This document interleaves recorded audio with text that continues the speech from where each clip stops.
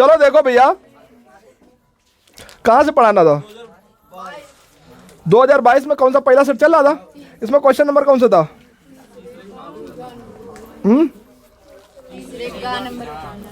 तीसरे का। देखो भैया प्रश्न लिखा है,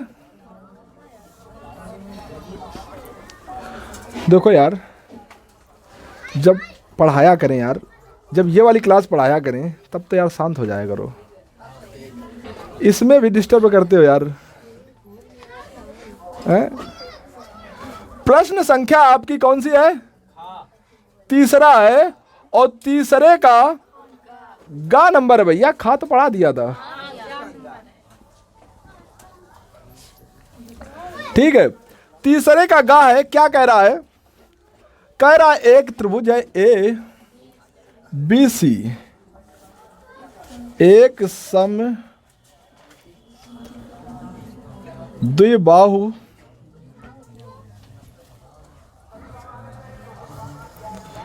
त्रिभुज है जिसका सी कोण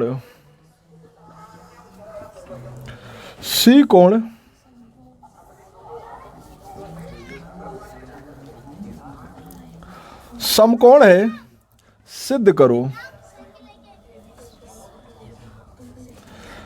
करो कि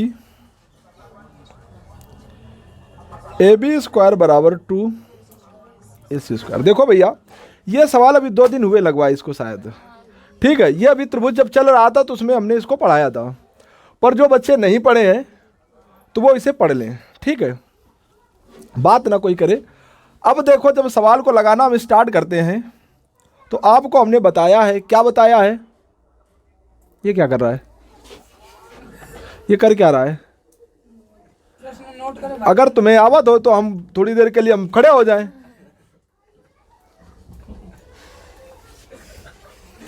अरे यार समझ ले, फिर देखा घरे खूब लगा ले जाके ना।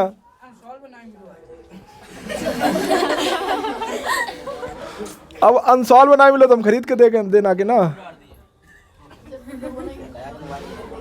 देखो थोड़ी देर रुक जाया करो, छुट्टी होने के बाद किसी का अनसॉल्व लेकर फोटो कॉपी करवा लिया करो, और ज्यादा अगर दिक्कत हो रही हो तो 10 रुपया किराया दो, कल्याणपुर पहुंच जाओ।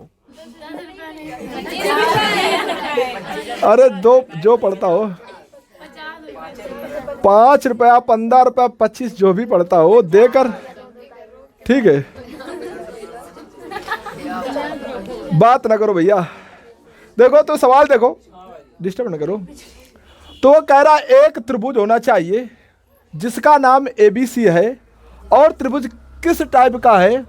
समद्विबाहु। समद्विबाहु के बारे में पता होना चाहिए।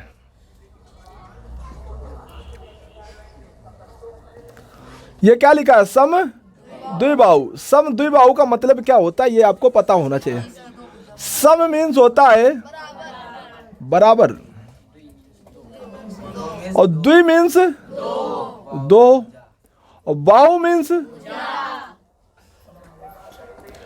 जिस त्रिभुज की, इसकी परिभाषा होती है जिस त्रिभुज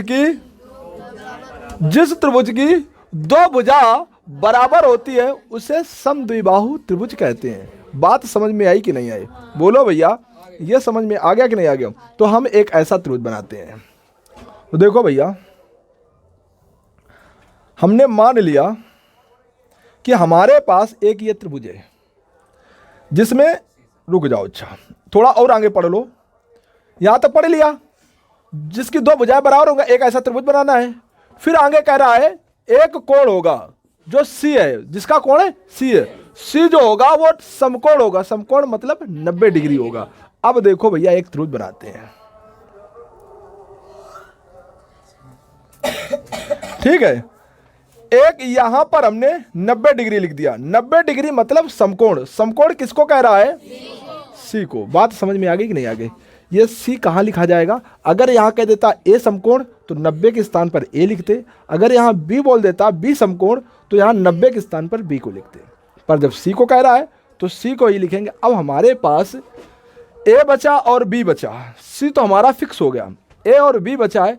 A को चाहो तो ऊपर लिख दो तो B यहाँ आ जाएगा, बी को अगर यहाँ चाहो तो ए को आप यहाँ लिख सकते हो। बात समझ में आई कि नहीं आई? बोलो भैया। तो बताओ यहाँ क्या लिखें? ए लिखें तो बी यहाँ लिख देंगे। जो बच्चे बी यहाँ लिखेंगे वो ए ऊपर लिख देंगे। बात समझ में आई कि नहीं? तो वो कह रहा था समकोण, समकोण वाली तो कहानी हमने कर दी। पहली चीज दिया गया में क्या लिखोगे? दिया गया में क्या लिखोगे? एक समकोण त्रिभुज है जिसका कोण सी समकोण है। दूसरी बात और क्या लिखोगे? समद्विबाहु कह रहा है। कैसा त्रिभुज है? समद्विबाहु। उसका अर्थ क्या होगा? एक भुजा ये और एक भुजा ये आपस में कैसी हैं? यानी BC बराबर AC के। बात समझ में आई कि नहीं है? ये दो बातें आपको समझ में आ गई। पहले में बच्चे क्या लिखना होगा? दिया गया, जब आप हेडिंग डालोगे तो दिया गया पहली चीज इसमें क्या लिखोगे कि एक हमको त्रिभुज दिया गया है जिसका नाम ABC है। जो C है वो C हमारा समकोण यानी 90 डिग्री का है। समझ बात आई कि नहीं है? अब वो कह रहा था दूसरे नंबर में क्या लिखोगे? दूसरे नंबर में लिखोगे समद्विबाहु त्रिभुज है। समद्विबाहु मतलब उसकी दो भुजाएं क्या हैं? बराबर है। बात समझ में आ गई कि नहीं आ गई? बोलो भैया। इसमें आपको ये चीज़ समझ में आई कि नहीं आई? जब ये चीज़ समझ में आ गई तब आगे चलते हैं। अब आप लोग हमसे कह सकते हो कि सर जी आप ये भुजा बराबर ना करके इस और इसके बराबर कर लेते। ये भी आप हमसे कह सकते हो। बोलो भैया, कह सकते हो। तो इसका जवाब दें क्या? जानते हो?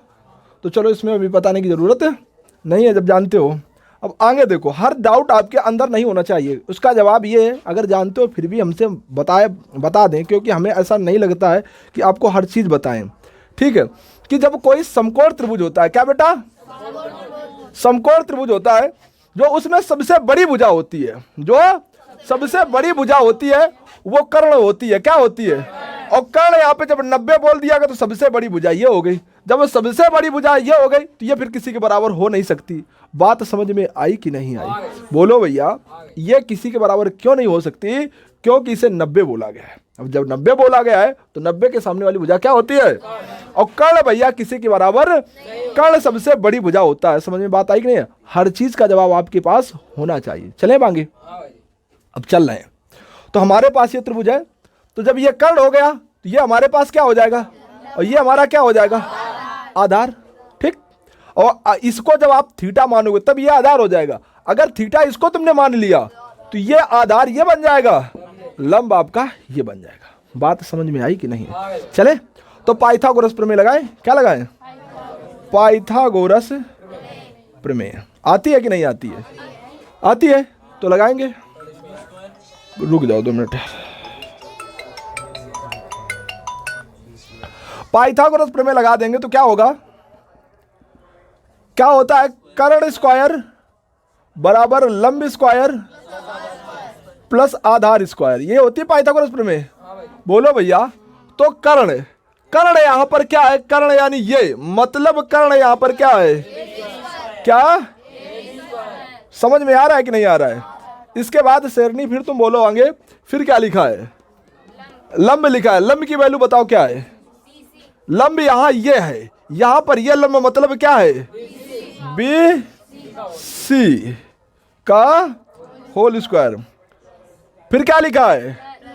प्लस। काजल तुम बताओ ये क्या लिखा है? क्या लिखा है? आधार लिखा है। क्या लिखा है? आधार मतलब ये लिखा है, मतलब AC का होल स्क्वायर। बात समझ में आई कि नहीं आई? बोलो भैया। सबको परफेक्ट रूप से समझ में आ रहा है कि नहीं आ रहा? जब ये आ गया तो ये क्या लिखा है? AB स्क्वायर, जिससे पूछेंगे। और बराबर ये क्या लिखा है? AC लिखा है। BC लिखा, सॉरी क्या लिखा है? BC के स्थान पर आप क्या लिख सकते हो? AC का स्क्वायर। और ये क्या लिखा है? AC का होल स्क्वायर। बात समझ में आ रही कि नहीं आ रही? बोलो भैया। तो आप क्या लिखोगे? AB का होल स्क्वायर बराबर AC, और AC कितना हो जाएगा? 2AC का। सिद्ध हुआ भैया कि नहीं सिद्ध हुआ? बताओ भैया। कोई दिक्कत तो नहीं है। अब यहाँ सवाल चेंज कर सकता है थोड़ा। क्या चेंज कर सकता है? तब आप लोग क्या करोगे, यहाँ AC को हटा सकता है, AC को हटाकर यहाँ BC स्क्वायर कर सकता है। तो आप समझ रहे हो कि नहीं समझ रहे हो?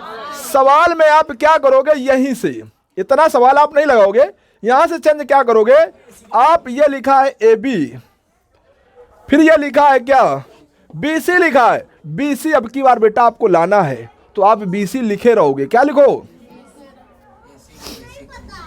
ये क्या लिखा है AC, अब की बार AC के स्थान पे क्या लिख दोगे, BC का होल स्क्वायर। तो बच्चे आपका AB का होल स्क्वायर बराबर BC, और BC कितना हो गया, बात समझ में आई कि नहीं आई, सिद्ध हुआ कि नहीं सिद्ध हुआ? थोड़ा सा अगर सवाल वो परिवर्तन अगर कर देता है तो आप लोगों को परेशान होने की जरूरत नहीं है। चले भैया अगला सवाल बताएं, तो इसको हटाएं। देखो भैया हमारे पास ये प्रश्न है, प्रश्न नंबर 2 का घ नंबर। अब उसमें क्या कह रहा है, एक बेलन है, बेलन के आधार की त्रिज्या 4 सेंटीमीटर है और ऊंचाई 14 सेंटीमीटर है। तब कह रहा बेलन का वक्रपृष्ठीय क्षेत्रफल ज्ञात करो। तो पहले से समझो किसके बारे में क्या कह रहा है, ठीक है? इतना तो हमने पढ़ दिया, जिसको समझ में आ गया होगा, कुछ बच्चे पढ़ चुके तो उन्हें समझ में आ गया होगा, जो नहीं पढ़े उनको नहीं समझ में आया होगा। तो समझो बिटिया, वैसे पढ़ चुकी हो आप। देखो कह रहा बेलन, एक बेलन, तो बेलन तो सबको जानता होगा, बेलन से परिचय सब कुछ होगा।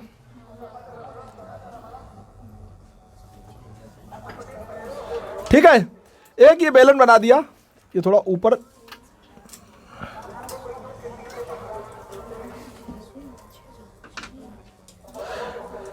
ठीक है, ये बेलन बना दिया। फिर कह रहा आधार की त्रिज्या जानते हो ना, इसके ये होता है व्यास, इसके बीचों बीच कितनी होती है त्रिज्या, त्रिज्या यानी आर, आर कहते हो ना, आर का मान कितना दिया गया है, तो हम कहेंगे पहली चीज हमें दी गई है त्रिज्या। क्या दी गई है? ऐसे ही सवाल वहां पे लिखोगे, दिया गया पहले क्या लिखोगे, हल पहले लिखोगे, हल लिखने में क्या लिखोगे, 2 का घा लिख लोगे, फिर इसमें दिया गया है कैसे लिखोगे, बेलन के आधार की त्रिज्या, त्रिज्या यानी आर बराबर 4 सेंटी। ठीक है, इसके बाद दूसरी बात फिर आपको दी गई है, त्रिज्या आर बराबर 4 सेंटीमीटर दी गई। इसके बाद बेलन की ऊंचाई, क्या ऊंचाई यानी यहां से यहां तक ये कितना ऊंचाई है, ऊंचाई को हम ऊंचाई को हम किससे बोलते हैं, एच से बोलते हैं, यानी ऊंचाई हमारी स्मॉल एच, स्मॉल एच का मान दिया गया है, लिख पाओगे कि नहीं लिख पाओगे? फिर इसके बाद अब आपसे बोल रहा है कि इतने आपको हमने दिया है, अब आपको ज्ञात करना है। क्या लिखोगे,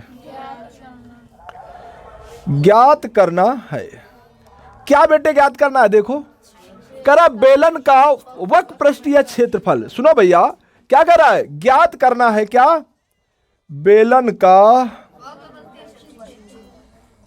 वक्रपृष्ठीय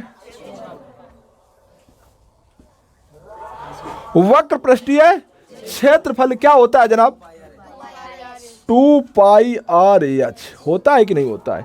ये हमारा सूत्र होता है, इसमें हम अप्लाई करेंगे। ठीक है, तो देखो भैया क्या लिखा है, 2 लिखा है तो 2 लिख दिया, पाई लिखा है, पाई का मान आप लोग जानते होंगे 22/7 होता है। जब 22/7 नहीं रखना होता है तब वो खुद देता है कि पाई के स्थान पे हमें क्या रखना है। तो पाई के स्थान पर हमें क्या लिखना है, जब कुछ नहीं बोल रहा तब पाई का मान 22/7 ही रखेंगे। ठीक है, इसके बाद क्या लिखा है, आर लिखा है, आर का मान कितना है, 4 है भैया, और एच की वैल्यू 14। बताओ भैया किसको नहीं समझ में आया? आ रहा है सबको? कोई सो तो नहीं रहा है? 7 दूनी तो आपके पास 22 दूनी 44, 4 दूनी 8 गुणा आता है, 8 चौको 32, 8 चौको 32, 3 35।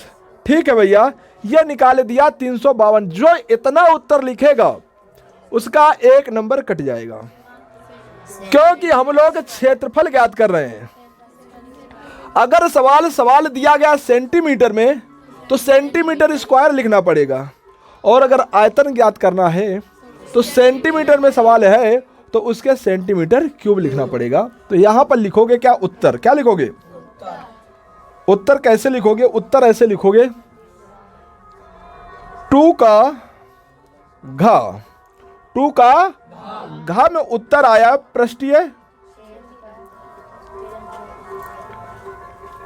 लिखोगे अतः बेलन का पृष्ठीय क्षेत्रफल 352 वर्ग सेंटीमीटर। वर्ग सेंटीमीटर लिखो या 352 सेंटीमीटर।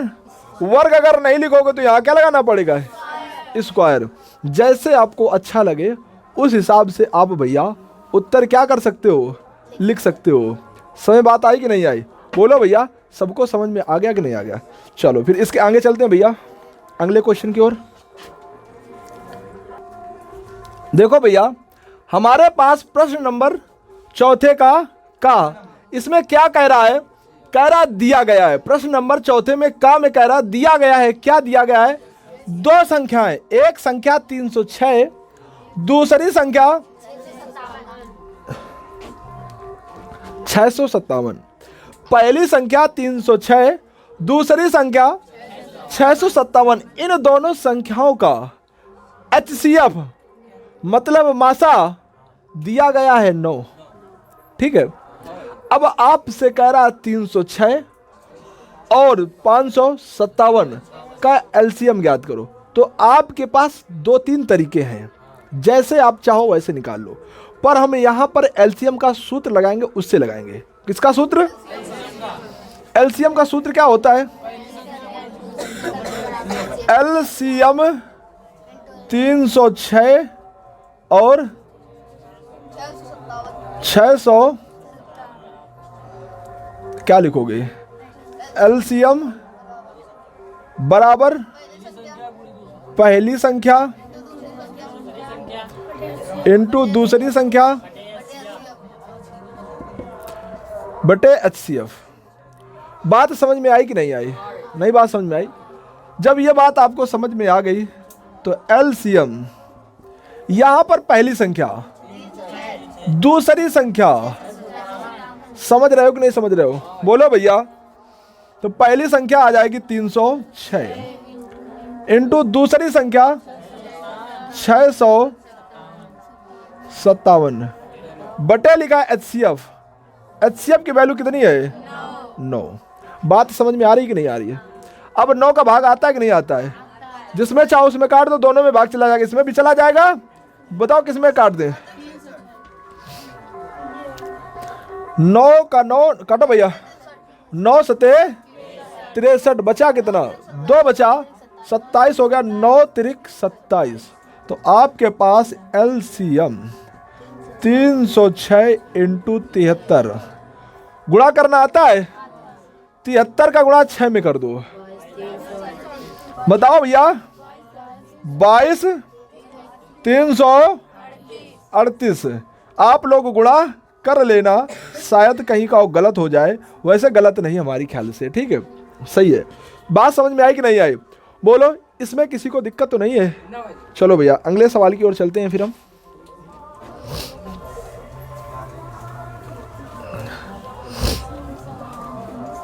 सवाल हम जिस क्रम में लगवा रहे हैं इसी क्रम में सवाल होना चाहिए, ये ध्यान रखना। और इस क्रम में अगर सवाल ना हुआ, उल्टे सीधे तरीके से लगा के लाया तो हम उल्टा सीधा करके मारेंगे, ध्यान रखना।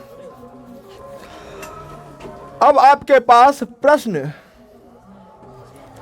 4 का खा नंबर है। क्या है? 4 का खा नंबर है। क्या कह रहा है?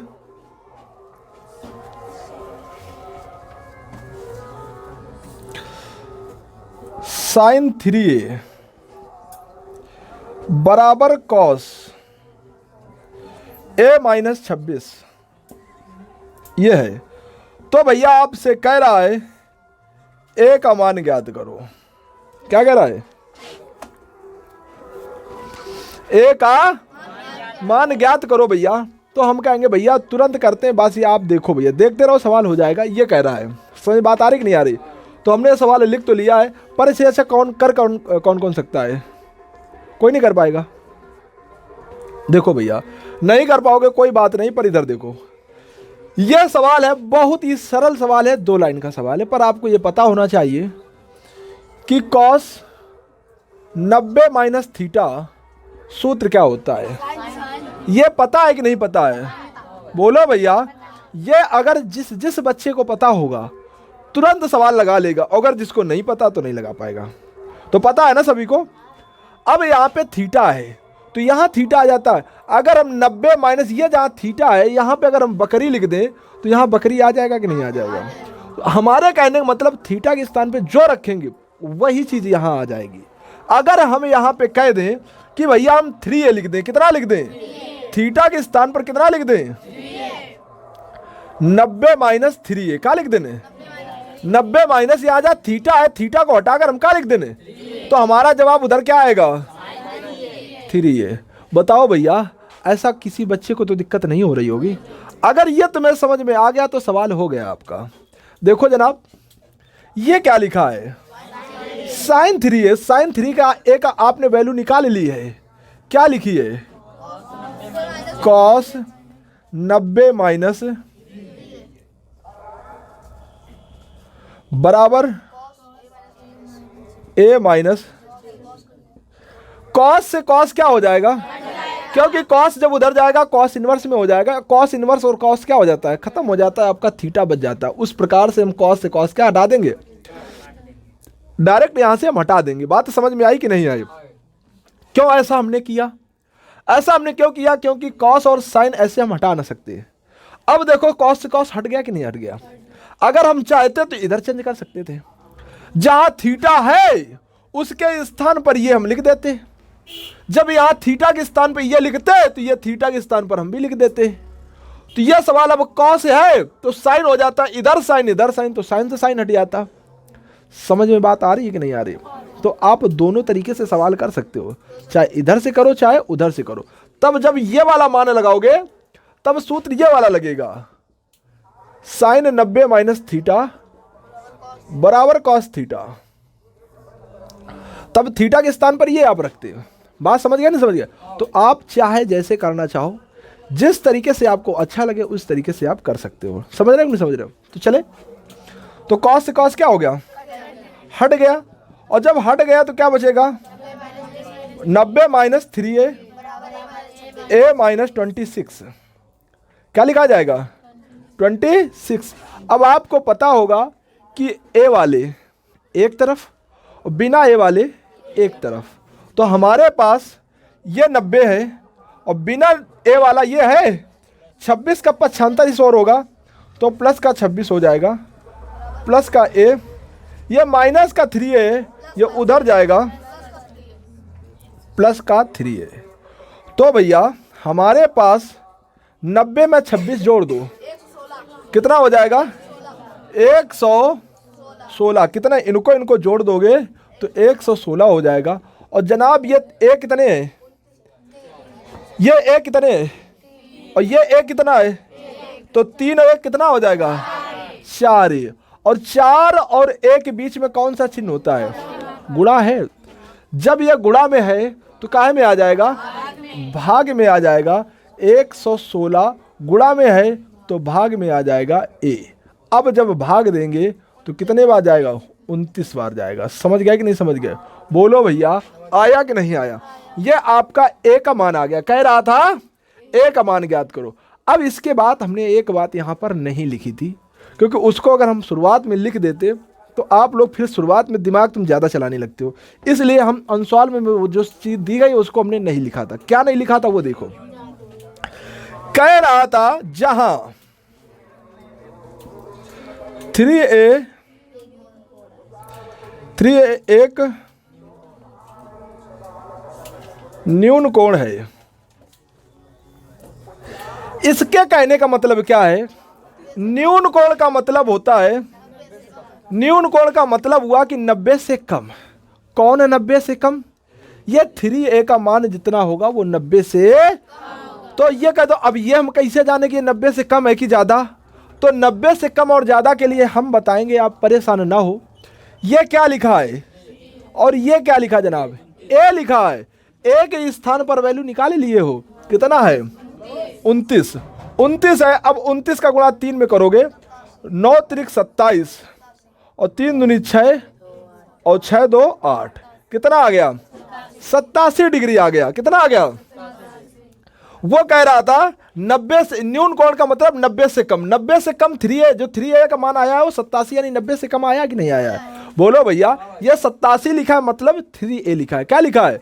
87 मतलब ये 3a लिखा है। 3a किससे? न्यून कोण यानी 90 से कम है। बात समझ में आई कि नहीं आई? नहीं समझ में आया? आधे तो सो रहे हैं, हमें लगता है भागवत सुन रहे हैं। हाँ, लंबी क्लास हो जाती, थक जाते हो। हाँ, जग रहे हो? जैसे हम लगवा रहे हैं सवाल बेटा, सिर्फ अब 1 महीना बचो है। कितना? 1 महीना बचो है।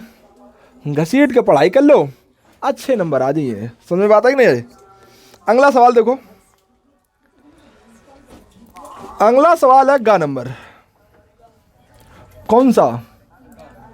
प्रश्न नंबर 4 का गा है। क्या बोला जा रहा है? 10 मीटर लंबी एक सीढ़ी एक दीवार पर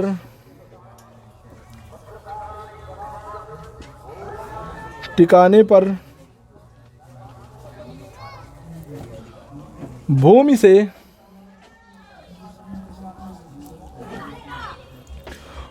से 8 मीटर ऊंचाई पर स्थित एक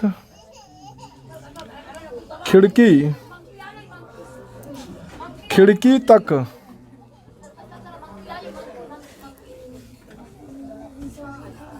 पहुंचती दीवार। बात ना करो भैया। दीवार के आधार से सीढ़ी के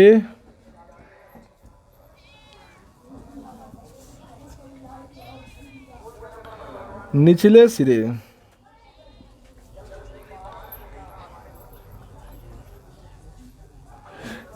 सिरे की दूरी ज्ञात करो। अब आप लोग ये तो समझ गए होंगे किसके बारे में क्या कह रहा है।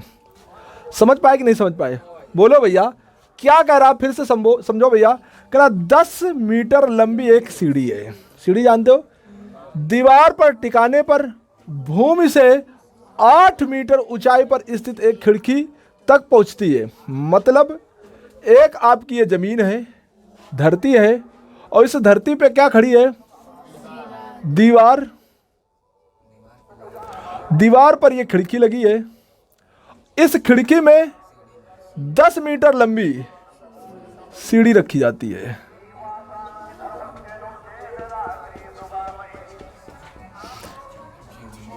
समझ गए नहीं समझ गए?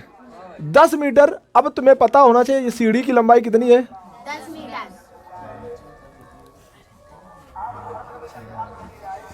ठीक है भैया। इसके बाद वो कह रहा है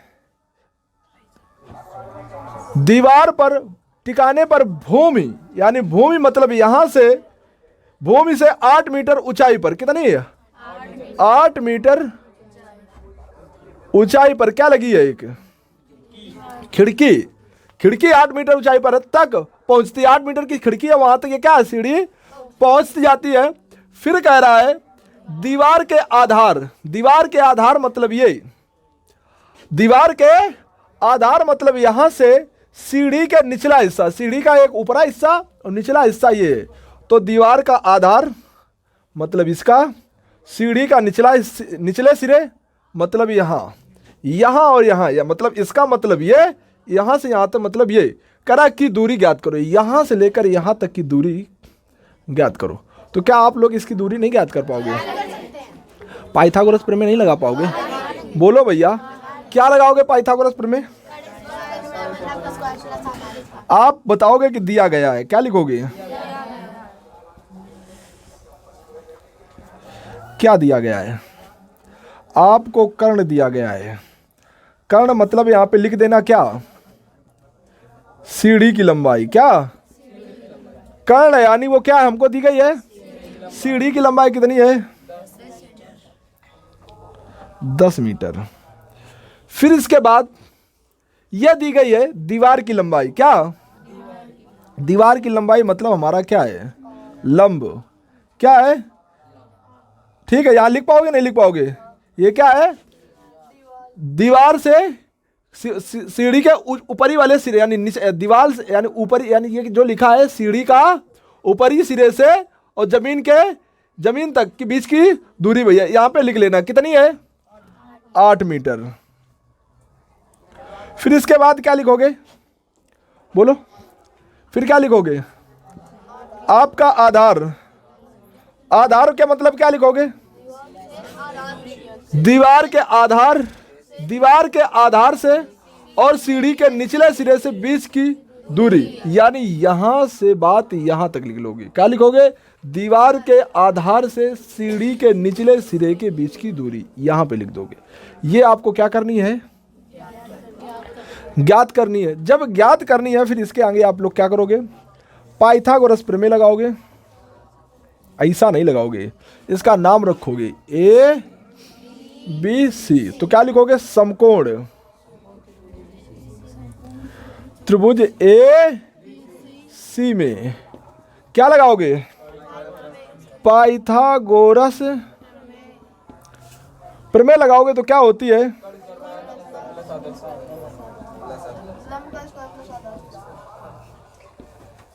लगाओगे? आपके पास कर्ण, कर्ण की वैल्यू क्या है, कर्ण ये हो गया, लंब ये हो गया, आधार ये हो गया। तो कर्ण को क्या लिखोगे, 10 को कितने बार लिखा जाए, लंब 8, 8 को पावर 2 लगी है, आधार ए से बी लिखोगे। या अगर यहां तुम नहीं लिखना चाहते हो तो कर्ण लिखा है, कर्ण यानी सीढ़ी की लंबाई ए से सी है। लंब, लंब आपका ये दीवार से खिड़की तक ऊंचाई है, ये क्या इसे बोल सकते हो, बीसी बोल सकते हो। आधार आप किसे कह सकते हो, ए से बी तक। बात समझ में आई कि नहीं आई?